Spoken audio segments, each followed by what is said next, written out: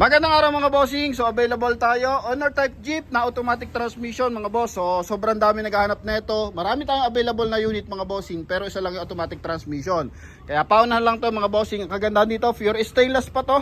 Medyo naka-offset, naka-lowered. So baggy type, kingpin ang pangilalim mga bossing. Makina Toyota 3AU na naka good running condition na. Rehistrado na to mga bossing. So pure stainless, sidings, hood, pati yung kanyang flooring mga bossing. Yan, then 13 yung kanyang mags mga boss.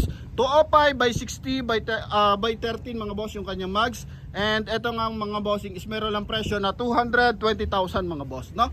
Negotiable pa yan, bagong kabit ang lona.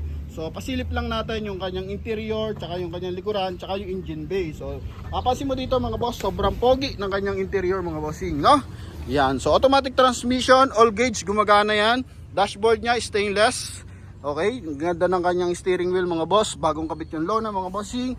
May sound set up. Then may bukasan sa likuran mga bossing. Yan.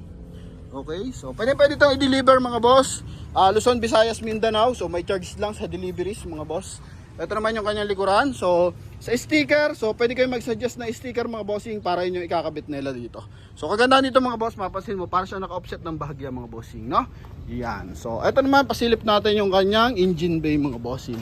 Toyota 3AU to. Yan. Yan, Toyota 3AU mga bossing. Ang ganda ng combination color, no?